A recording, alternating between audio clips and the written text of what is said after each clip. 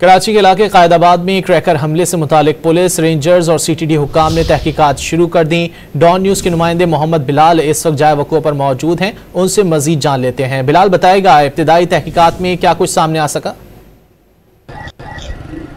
जी बिल्कुल, देखिए मैं इस वक्त कायदाबाद पुल के नीचे मौजूद हूँ। गुज़श्ता रात नामालूम मोटरसाइकिल सवार मुलजिमान की जानिब से इस पुलिस कैंप पर दस्ती बम से हमला किया गया था, जिसके नतीजे में 3 पुलिस एहलकार जख्मी हुए थे। मेरा कैमरा आपको दिखाएगा, ये वो पुलिस कैंप है जहाँ पर दस्ती बम फटा था और इस तमाम तर वाक़े के बाद जब धमाका हुआ तो धमाके से इस कनातों में जो सुराग थे वो भी हो गए और इस तमाम तर वाक़े के बाद बम डिस्पोजल स्क्वाड भी यहाँ पर पहुंचा। पुलिस और रेंजर्स की नफरी भी यहाँ पर पहुंची थी और तमाम तर शवाहिद इकट्ठे किए गए।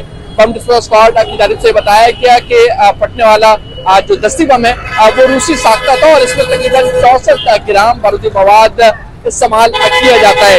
इस तमाम तर वाक़े के बाद पुलिस की जानिब से तहकीकात का आगाज कर दिया गया है। मुख्तलिफ मकामात पर CCTV कैमरे नस्ब हैं और ये देखा जा रहा है कि तमाम तर जो वाक़या है वो किस तरह हुआ है। और सुबह पुलिस की जानिब से जाहिर किया गया है कि नामालूम मोटरसाइकिल सवार मुलजिमान इस पुल के ऊपर से दस्ती बम फेंक कर फरार हुए हैं। पुलिस की जानिब से कहा गया कि इब्तिदाई मालूमात है, लेकिन तहकीकात का अमल अब भी जारी है।